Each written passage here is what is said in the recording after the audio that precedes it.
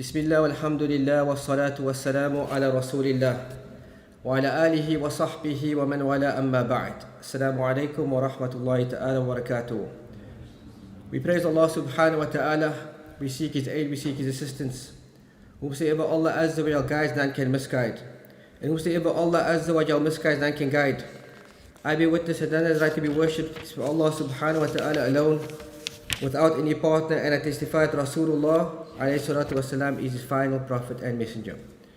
Wallah alhamd, we've reached the point in the book Manhaj Salikin where we will discuss bi'idhnillah this evening Babu Sifati Salah, the chapter concerning the description of the prayer. And everything we discussed before this is seen to be a condition and a precondition of the prayer. And the ruling of a shart is that if the condition is not in place, the ibadah is not accepted. So for this reason, the scholars have discussed the matters which relate to the conditions of as-salah before as-salah. So that when the Muslim fulfills this wajib, this obligation of the prayer, he fulfills it in a manner which Allah Azza wa Jal is pleased with him. And we mentioned that the conditions of the prayer, it is 9, and we discussed it in depth, walillahi alhamd. So the author rahimahullah said, Babu Sifati Salah, the chapter concerning the description of the prayer. And he mentioned, Yustahabbu ay ya'tiya ilayha bisakinatin wa waqar, that it is recommended to come to the prayer bisakinatin, in a state of tranquility and a state of waqar. So when the scholars discuss the sifa of the Prophet's prayer, it means the modality of the prayer, meaning how the Prophet ﷺ executed this ibadah. And the Prophet ﷺ, he gave us a command and he said, Sallu kama ra'aytumuni usalli. And this is the asl with regard to the prayer. This is the foundation with regard to the prayer and a foundation with regards to all other acts of worship. That the way we execute our ibadah, it should be in a manner prescribed. And the manner which is prescribed means, firstly, that this ibadah must be done with sincerity, and this is for the sake of Allah. And the second condition is that it must be done in accordance with the sunnah of the Prophet alayhi salatu wasalam. And this we benefit from the statement of the Prophet sallallahu alaihi wasallam, wherein he mentioned, Sallu kama ra'aytumuni usalli.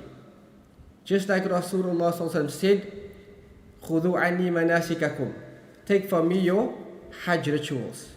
And just like the Prophet said, that whosoever performs wudu like this wudu of mine. Naam. So this shows us that our worship, it must be done in line with the sunnah. And many of us, we learn these acts of worship and we simply do taqleed. So what is taqleed? We are taught in maktab, in madrasa, how to pray. And that becomes the prayer for us for our entire lives. So how do we know whether the Prophet also indeed did this action or not? We simply blindly follow whatever we were taught at entry level Islam, which is madrasa. And in this, we make mention of the fact that knowledge is a lifelong pursuit. As the scholars mentioned, al-ilmu bahrun la sahila lah, that knowledge is an ocean that has no shore. And just like the scholars said, ma'al miqbara or ma'al mikhbara ila al-miqbara, they said with the inkpot to the grave. And so seeking knowledge is a lifelong pursuit. No person ever encompasses all of the knowledge in al-Islam. Even as a student of knowledge, and bi'idhnillah, hopefully I'm a student of knowledge, in preparing for classes you always come across benefits. And you come across things which was unknown to you before. And this is the reality of knowledge. That the more we learn, the more we empower ourselves and the more we enlighten ourselves. And we come to learn what is sunnah and what is innovation. So, the scholars of fiqh do not discuss the first condition of ibadah. And the first condition of ibadah is an-niyyah, which is al-ikhlas, sincerity. Sincerity is discussed in the books of Aqidah, the books of Tawheed, the books of Iman. As for the second condition, which is al-mutaba'ah, that the action must be done in line with the sunnah of the Prophet ﷺ, then this is mentioned in the books of fiqh. How to worship Allah subhanahu wa ta'ala, how to perform wudu, how to perform salah, how to perform hajj, nikah, and so on and so forth. So the prayer, it is either established in jama'ah, in congregation, or it is established individually. And if the person prays in congregation, then it is better. Since the Prophet said that praying in congregation is better than praying by oneself by at least 27 times greater. And if the person does intend to perform his prayer in the masjid, then it is best for the person to perform wudu in his house and to do isbagh of wudu, to perform wudu in a perfect manner. And a perfect manner means in line with the sunnah of the Prophet ﷺ. And then he comes to the prayer with sakina wal waqar, that he approaches the prayer with sakina, and sakina means tranquility, and he approaches the prayer with dignity. For the Prophet said, إذا أقيمت الصلاة فامشوا وعليكم السكينة. The Prophet said, when the adhan is given, then move towards the salah with sakina. And the scholars say sakina is in terms of your movements, that you don't turn right and left, and you don't become amazed at things that is on your way to the masjid. And secondly, the Prophet said that you must also have waqar upon you. And waqar is in terms of your statements, that you don't come to the masjid speaking out aloud. That sometimes we are praying and the jama'ah is established and a person comes in, you can hear him coming in from outside already. And then they enter the foyer and they're still making a noise. This goes against the etiquette of the person who goes towards the masjid. And this is what is referred to adab al-mashi ila salah, the etiquette of walking towards the prayer. And then the Prophet said, فَمَا أَدْرَكْتُمْ فَصَلُّوا وَمَا فَاتَكُمْ فَأَتِمُّوا. That whatever of the salah you comprehend and you get that aspect of the prayer, then you got it. And whatever you missed, complete it. So this means that we must have this tranquility in our actions when coming for the prayer. That sometimes we come hurriedly. Why? For the sake of catching the raka'ah. But the sunnah is to walk to the prayer in a tranquil manner. And the scholars say, why is this so? Since you are already in the ruling of a person who is praying. You already take the ruling of a person who is praying, so tranquility and dignity in the movements. Tranquility means not looking around. Just like in the prayer, we don't look around. And waqar in terms of one's statements. So why did the Prophet ﷺ encourage us to come to the masjid in this manner? Because the person, he is approaching a place where he will stand in front of Allah subhanahu wa ta'ala. That this is the reality of as-salah. That salah is that divine connection between the abd and his Rabb subhanahu wa ta'ala. And so it is becoming that the person approaches the place where he will stand in front of Allah subhanahu wa ta'ala with sakina and al-waqar. And so Shaykh Abdul Rahman al-Sa'di says, it is recommended to come to the prayer with sakina wal-waqar. He then mentions rahimahullah ta'ala, and he says, Bismillah, wa salatu wa salamu ala rasulillah, Allahumma ghfir li dhunubi wa aftah li abwaba rahmatik. That the person then enters the masjid and he says the recommended dua. And from the sunnah of Allah's messenger is that he entered the masjid with his right foot. And the dua which the Prophet also made, and there's dispute regarding the authenticity of this. The authentic dua is أعوذ بالله العظيم وبوجه الكريم وسلطان القديم من الشيطان الرجيم اللهم افتح لي أبواب رحمتك. And you enter the masjid with your right foot.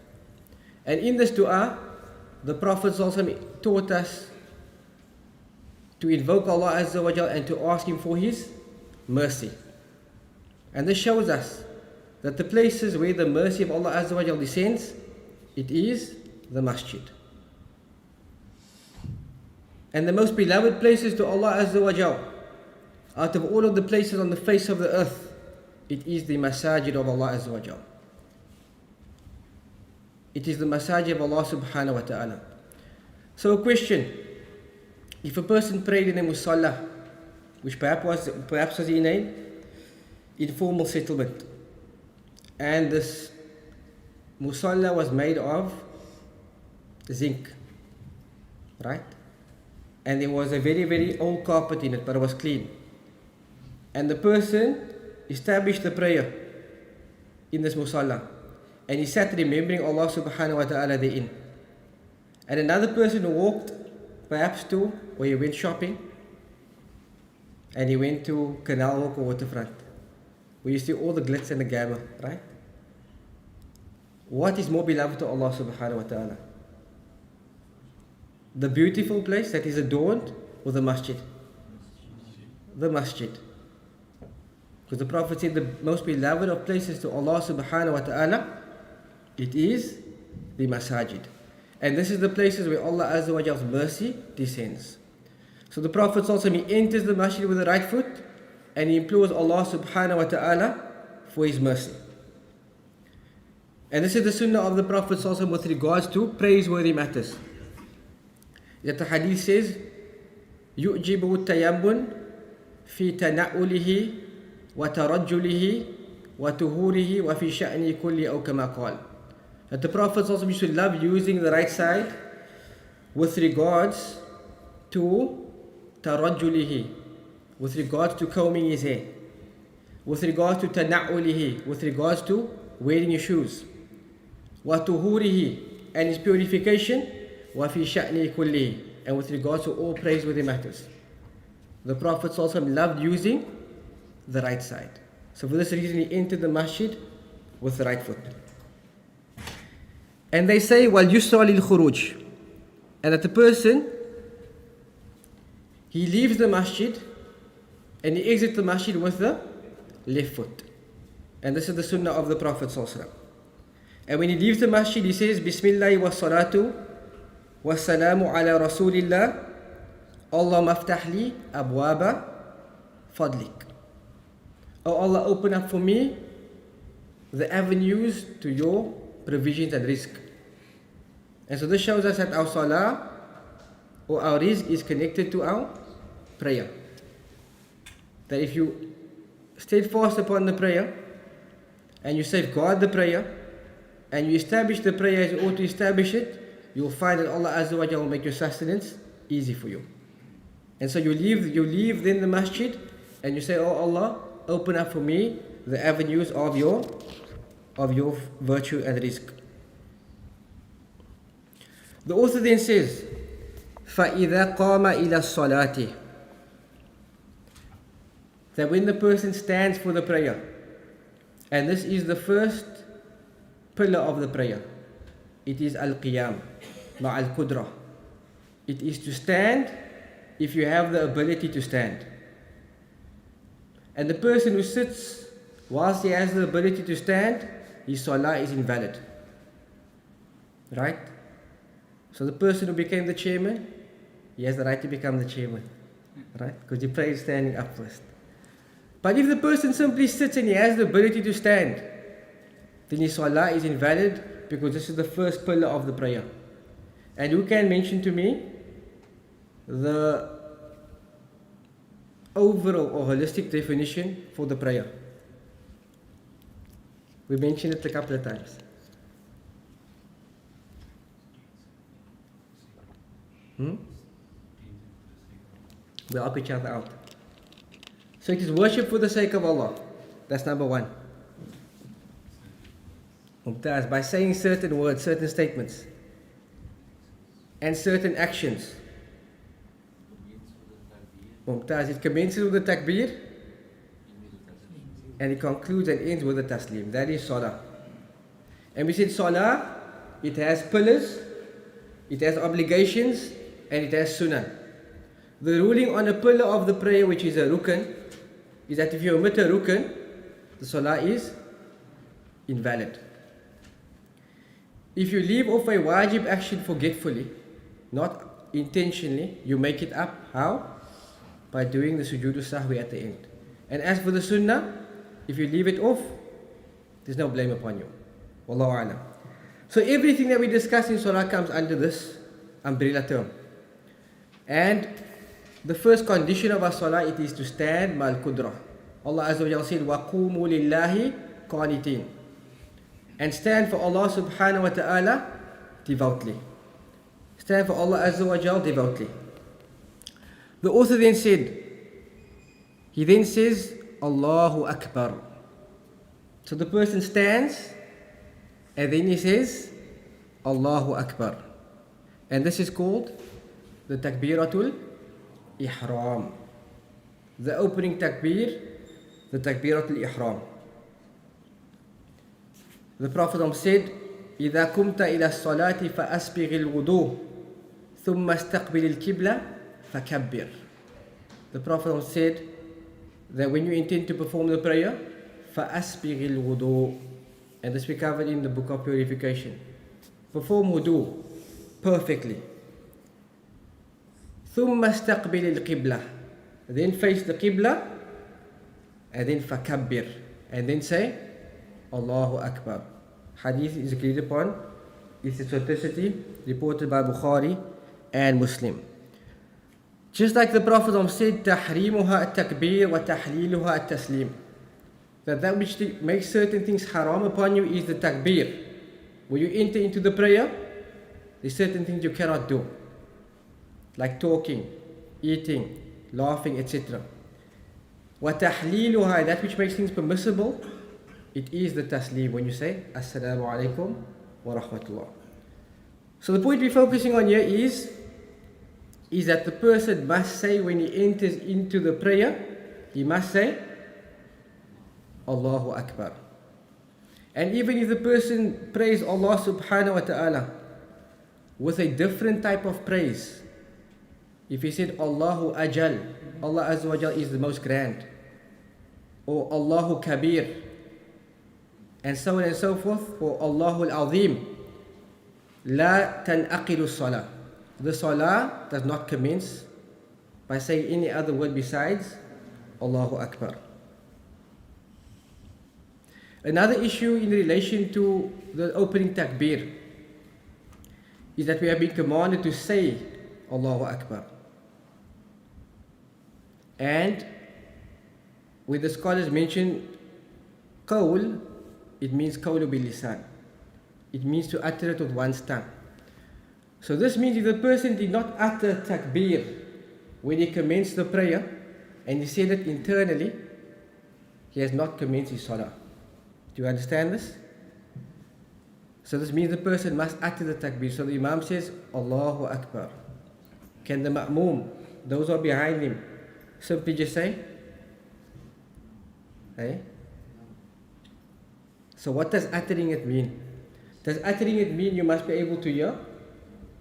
Or does uttering mean moving the lips and the tongue and saying the word from its proper makhraj?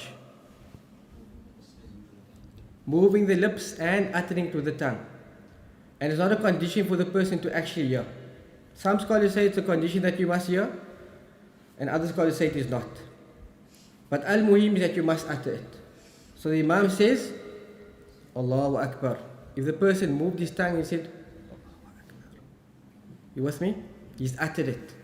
It's not a condition to actually hear it. So from this we learn that it's not actually sunnah for the person behind the Imam to say, Allahu Akbar, loud. Because what you must do is utter it. And uttering it is not saying it out aloud. Allahu A'lam. Taib. So what is the meaning of Allahu Akbar? Because this sets a tone for your prayer. Allah is the greatest.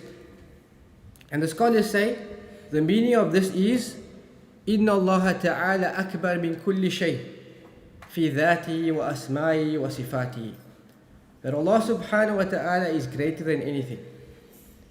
In His essence, Allah Azza wa Jal is the greatest. In His names, Allah Azza wa Jal is the greatest. And in His sifat, in His attributes, Allah Azza wa Jal is the greatest. So when the person enters into salah, he is saying Allah Azza wa Jal is greater than anything. Allah is greater than my job. Allah is greater than my family. Allah is greater than my children. Allah is greater than my wealth. Allah is greater than my health. Allah is greater than anything.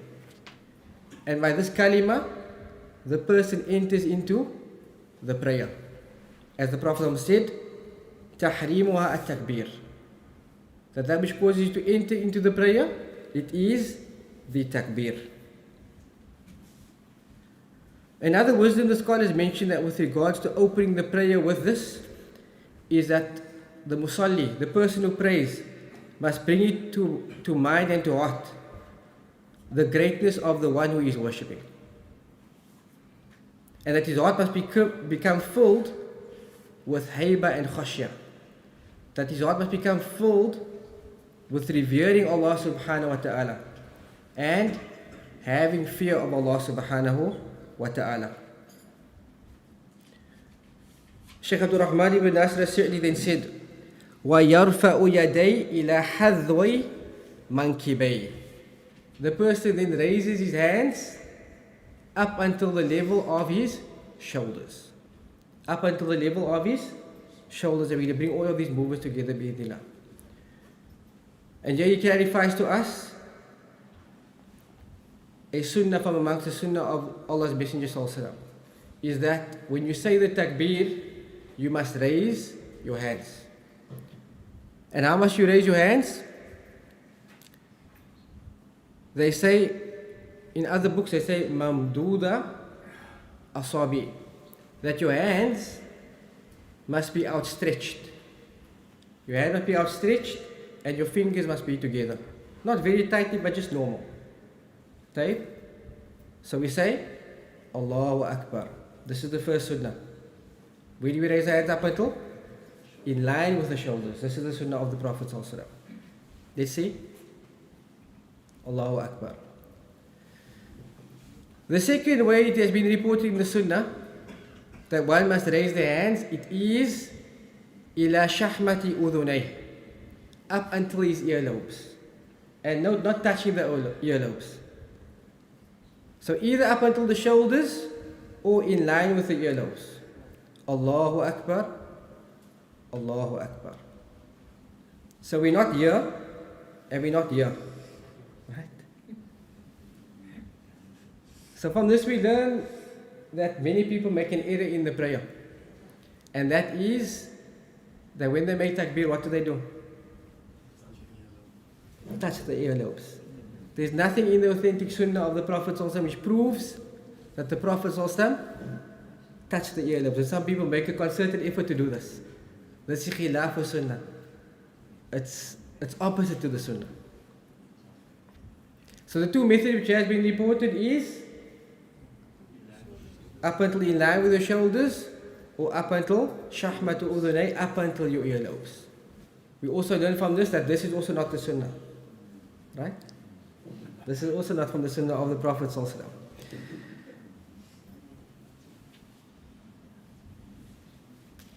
And they mention here that there is no difference between a lady and a lady and a male in salah. And this is the general rule with regards to ibadah.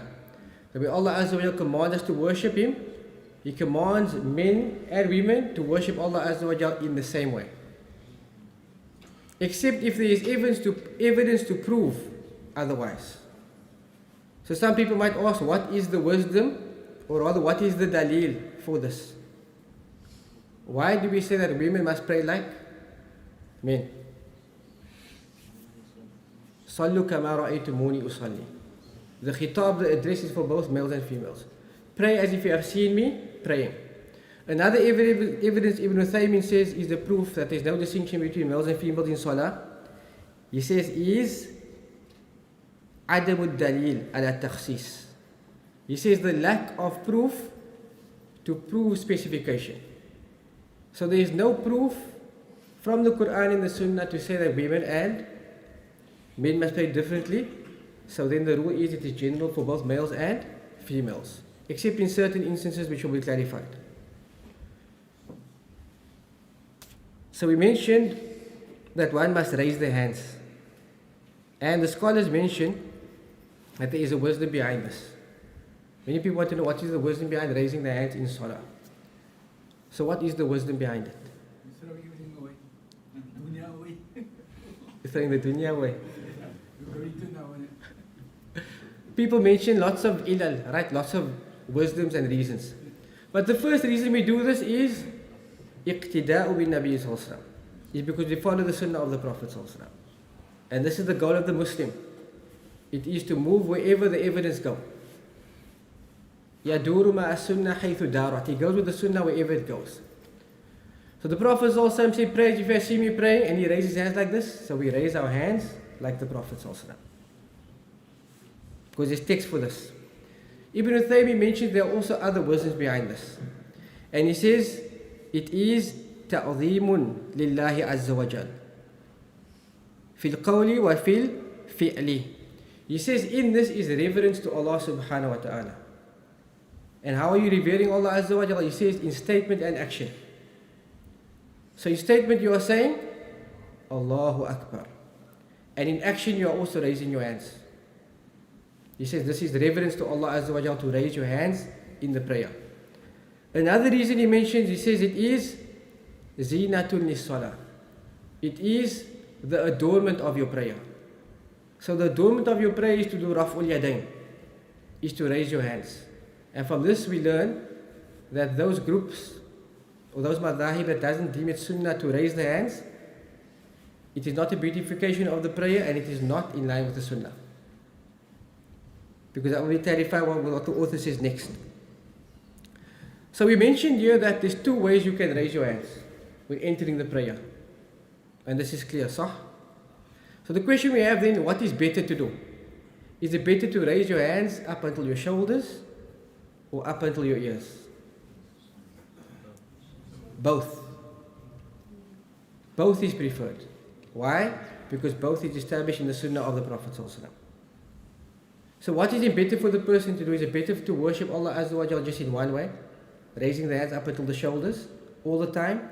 Or then to sometimes raise up until the earlobes? It's equally strong, inshallah. So they say it is best to alternate. Why? Because when you alternate, you're still practicing upon the sunnah. When you alternate, you are also reviving a sunnah. Because for example, if an imam prays a certain way, people see this and they follow him, they'll take that is the only way you can pray. So if the person then, he moves between the two sunnah, he is reviving the sunnah of the Prophet ﷺ. And number 3, Ibn Uthaymin says that this is better for attentiveness of heart. Why? Because sometimes a person will do an action out of habit. So if you say all the time Allahu Akbar, nothing wrong with it, but it just becomes a habit. And you forget that you're practicing upon the sunnah. But when you switch between the two sunnah, you are doing this out of mindfulness. And so this is the 3 benefits that you get when you switch between the various sunnah. And this also teaches us that with regards to worship, if there are various ways to establish that ibadah, then there is no inkar upon the next individual. What does inkar mean? There's no shunning the next individual. Perhaps you learned that this is the sunnah, and that's the only sunnah you learned.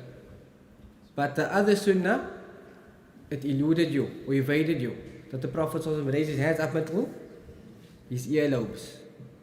So this teaches us to be open-minded with regards to matters where there is scope. And there's many issues in Salah which you will see it has scope.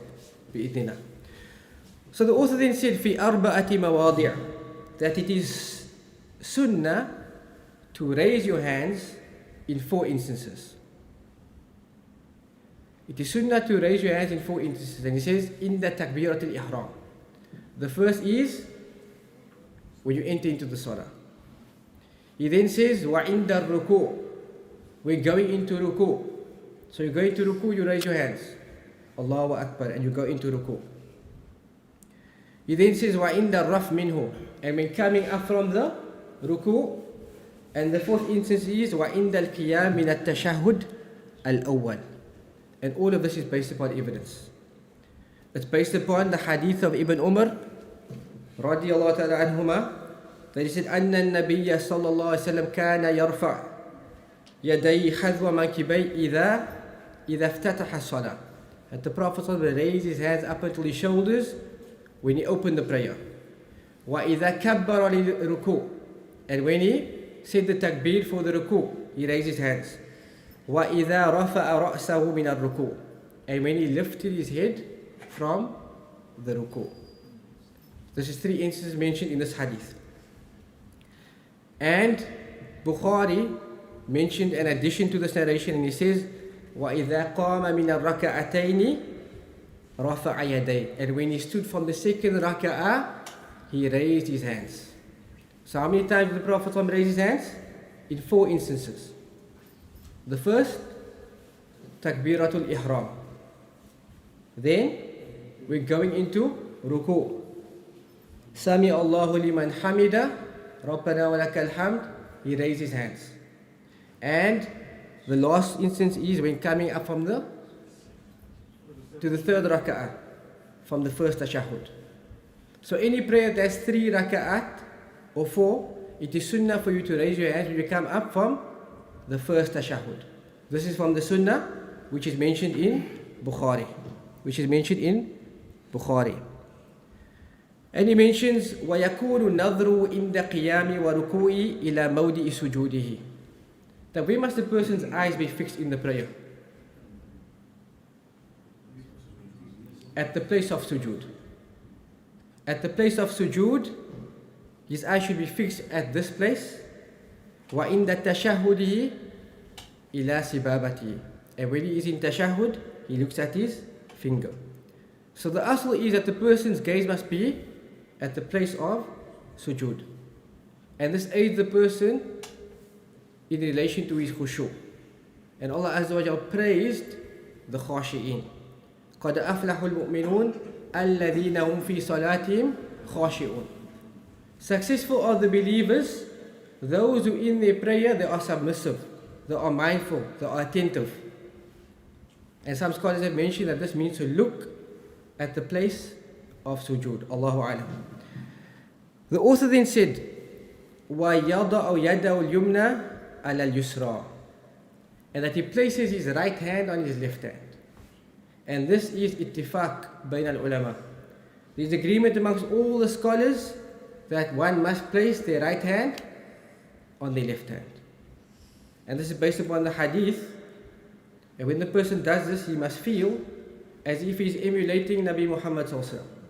And he must feel as if he is also emulating the prophets. Because the Prophet said, "Inna ma'shara anbiya umirna an nada'a imanana ala shama'ilina fi salah." He said that we, the messengers, were commanded to place our right hands and our left hands in the prayer. And from this hadith we learn, firstly, that all prophets was commanded with the prayer. And from this hadith we also learn that all prophets prayed with their right hands on their left hands. What was the kayfiyah, what was the modality of their prayer? We don't know, right? But we do know the modality of the prayer of the Prophet ﷺ. So they said that we, the Anbiya, were commanded by Allah to place our right hands on our lefts in the prayer.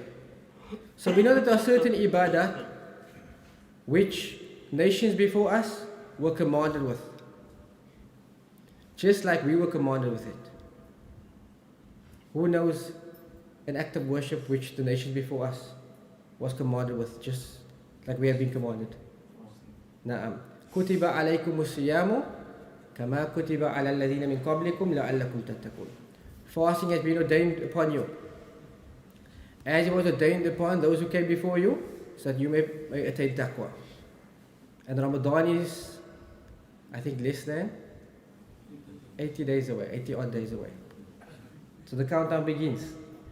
So from this verse we also learn that the nations before us were commanded with fast, except that their fasting was different to our fasting. Likewise they were commanded with salah. Likewise the prophets prayed with their right hands on their left hands. And this is from the sunnah of the Anbiya. From this we learn that placing the left hand on the right hand is khilaf sunnah. It is in opposition to the sunnah. And it's very rare to see somebody places their left hand on their right hand. But sometimes people like to use the argument, they say, but I'm left-handed. Is that an excuse? A person eats and he says, no, but I'm left-handed. Is a person permitted to eat with his left hand because he uses his left hand for most things? And the answer is no, because there's a prohibition in relation to eating with the left hand. Is it okay if the person writes with his left hand? Yes. No, but khilaf sunnah, right? Tayibah. So, placing the right hand on the left hand. And then the author said, ثُمَّ وَضَى يَدَهُ الْيُمْنَى عَلَى الْيُسْرَى. He places his right hand and his left hand. And then the issue comes up with regards to where does one place the hands. And this is a matter which the scholars have differed greatly upon, based upon them looking at the evidences. Yeah? Based upon their viewing and looking at the evidences. So there's many ahadith has been reported in relation to where one places the hands. A majority of the ahadith is weak. And some ahadith have been strengthened due to other supporting evidences. So what the author has mentioned, we're going to say first, is he said, Rahimahullah Ta'ala,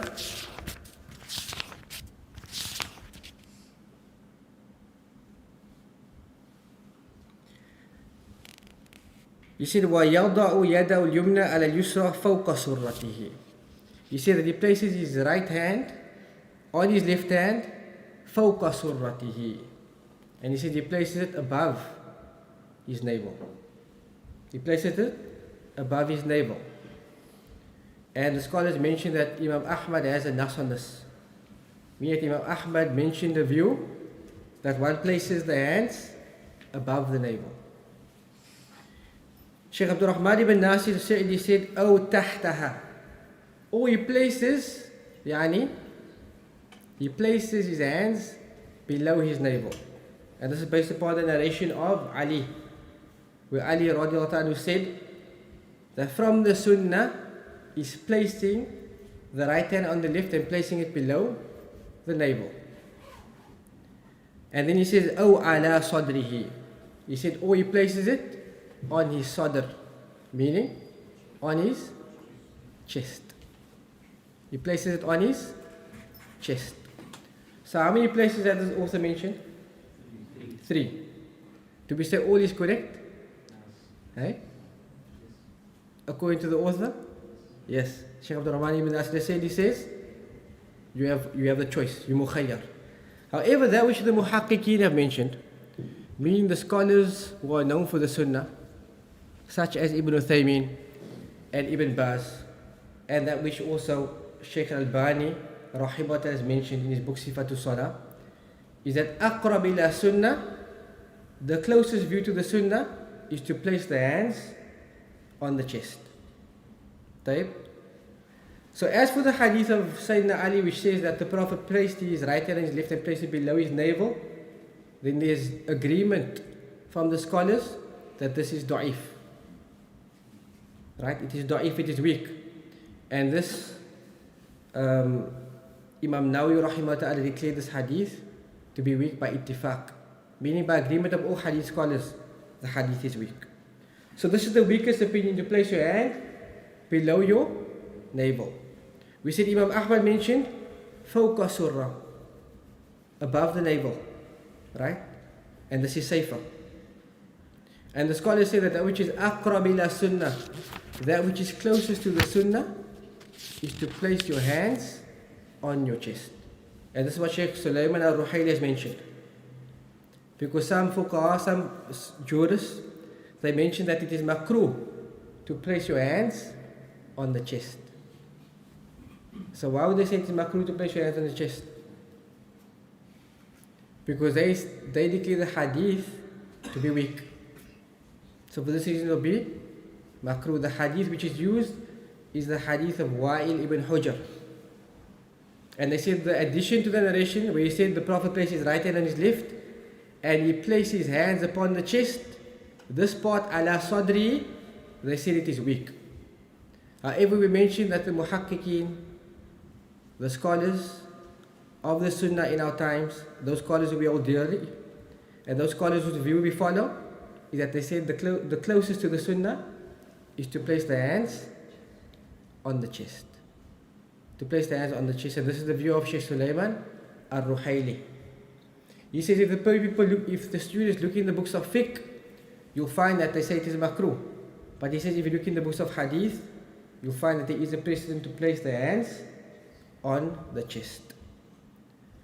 So what is the method of placing the hand on the chest? Imran, what is the method of placing the hand on the chest? 3 ways. 3 ways. What are they? Hand over hand over wrist,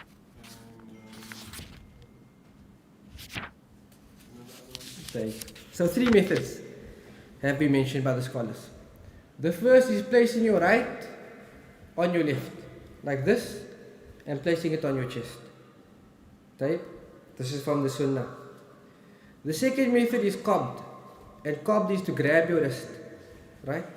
And some scholars, when I saw they display this, some mention it like this, and others mention just over, from the sunnah. And the third method is to take your right hand and to place it over your wrist of your left and to place it like this. So these are 3 methods which has been authentically established in the sunnah of Allah's Messenger. And Allah knows best. So what are the 3 methods? So placing the right on the left, qabd, which is grabbing the wrist, and placing the right just by your wrist, like this. There we go. So any other method other than this is not from the sunnah of all the messengers. And Ibn Tayibah mentioned that sometimes a person places his hand on his heart. Right? And I remember when I was in the beginning phases of seeking knowledge, and you look around in the masjid and you see different actions, but you don't have a criteria how to judge. So you see someone prays a certain way, and you're amazed at this. Why? Because you think it looks nice, and you try it and it feels right. But our deen is not based upon emotion. So I saw a person praying once and he used to pray like this, with his hand in his heart. And I thought this must be something which is from the sunnah.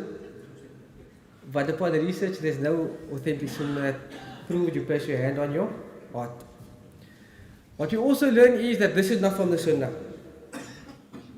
Now, standing like this in the prayer, this is not from the sunnah of Allah's Messenger sallallahu alayhi wasallam.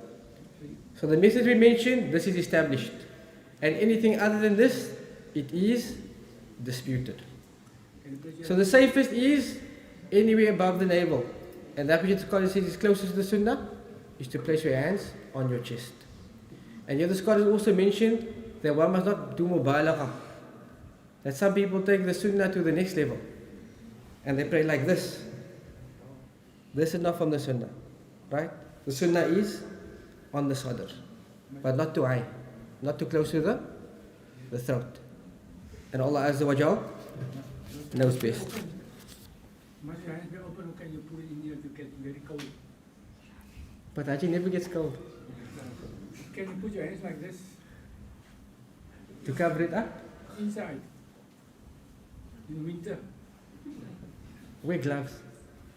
Allahu Alam. Allah knows best. So, the author mentioned وَيَضَعُ يَدَعُ الْيُمْنَ عَلَى يُسْرَى. He places his right hand on his left, and then we mentioned all of the different methods of where the hand should be placed. and Allah Azza wa Jal knows best. The author then said, وَيَقُولُ, the person then says, Dua al-Istiftah. And what is the Dua al-Istiftah? Who knows the opening dua for Salah?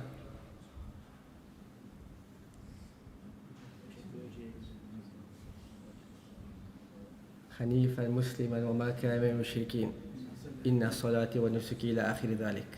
Any other idea? نعم.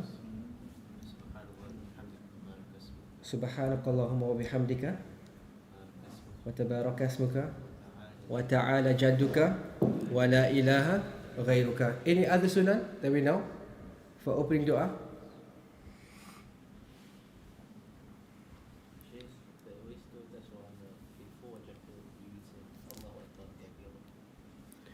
We're going to get to that now, inshallah. There's another well-known sunnah which is Allahumma ba'id bayni wa bayna khatayaya kama ba'idta bayna al-mashriqi wal-maghrib. So Shaykh Albani rahimahullah has compiled all of the authentic opening supplications in his book Sifatul Salah, and we advise all students inshallah to purchase this book and read it. That each and every single student of knowledge must read this book, because Shaykh Albani rahimahullah has exerted himself to a great extent to discover what the true sunnah is with regards to the prayer. So in this book he mentioned many of the opening supplications which is all authentic. So what do we learn from this? The same thing we learn in relation to how one raises the hands. That the majal is wasi', meaning that the scope is broad with regards to which dua you utter. As long as it is established in the sunnah, it is permitted for you to say the opening dua in salah. So another one of the principles you mentioned now, it's nice to do the opener, because I think good for these kind of du'as. Exactly. So in instances like this where there is established sunnah with regards to a particular practice, then you move between it. Why we mentioned in it is following the sunnah. In doing this, it is revival of the sunnah, and it is better for an attentive heart. Because we might just open the dua with the easiest dua, which is Subhanakallah wa bihamdika wa tabaraka asmuka wa ta'ala jadduka wa la ilaha ghayruka, and it becomes habit. So for this reason the scholars say you move between these sunnah. So this is the issue concerning yani dua al-istiftah. And as we mentioned, actions of salat is either a pillar, an obligation, or sunnah. Where does dua al-istiftah fall into? Sunnah. So if the person omits it, what is the ruling on his salah? It is valid. It is valid. The author said, وَيُبَسْمِلُ وَأَوَّلًا قَوْلُهُ ثُمَّ يَتَأَوَّضُ. Then the person says isti'adha. What is the isti'adha? أعوذ بالله من الشيطان الرجيم. And there's different ways you can seek isti'adha. The easiest, أعوذ بالله من الشيطان الرجيم. And the person doesn't say this out aloud. Thereafter he says the basmala. They say ثم يبسمل. Then he says Bismillahir Rahmanir Rahim. Does he utter the basmala loud or soft? Eh? اختلاف العلماء. What is closer to the sunnah? To mention it softly. Right? To mention it softly. And Ibn al-Qayyim does mention that that which is in conformity with the sunnah is to say the basmala silently. But he says at times also you can make yani yajhar, meaning you say it out aloud. Because he says there is evidence to prove this. But that which the Prophet ﷺ did mostly was he uttered the basmala silently.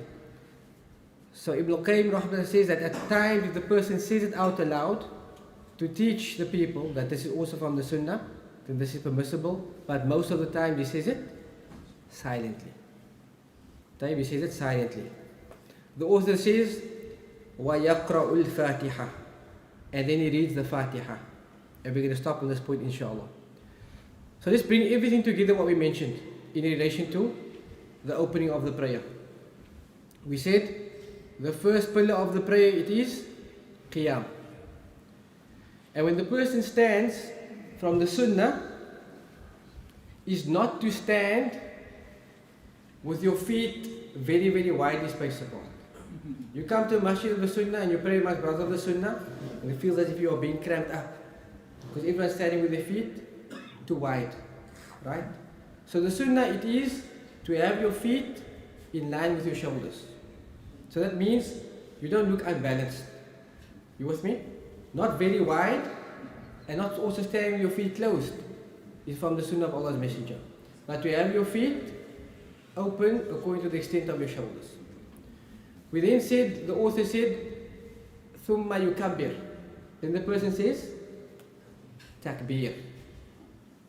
And the takbir, it is a wajib for the imam and the ma'mum. And when we said, the author said, you must say the takbir, what does this mean? You must utter it by moving your lips and expressing the words from its proper makharij. And what if the person couldn't hear himself? Did he say it? He uttered it. So the imam says, Allahu Akbar. And the people behind him says, Allahu Akbar.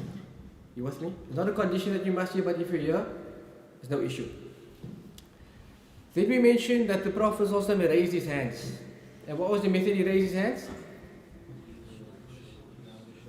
إِلَى حَذْوَ مَنْكِبَيْهِ, up until the level of his shoulders. Right? Or up until his earlobes. And then we said the Prophet also placed his right hand on his left hand and he placed it on his chest. فوق السرة إلى صدر. نعم. And we said there's three ways that you can place your hands, your right hand and your left hand. What is it? The first way is right hand over the left. هكذا. Then qabd. This is qabd. And then placing your right hand in line with your wrist and like this. Right? And anything other than this is not from the sunnah. Thumma, then the Prophet said the dua al-istiftah. And we said you can choose whichever supplication is authentic. Thumma yata'awwad, then isti'adha, a'udhu billahi minash shaitanir rajim. Thumma the basmala, bismillahir rahmanir rahim. And then you enter into a pillar of salah, which is the recitation of al-Fatiha, which we will continue with next week بإذن الله سبحانه وتعالى. نكتفي بهذا. سبحانك اللهم وبحمدك أشهد أن لا إله إلا أنت أستغفرك وأتوب إليك. والسلام عليكم ورحمة الله تعالى وبركاته.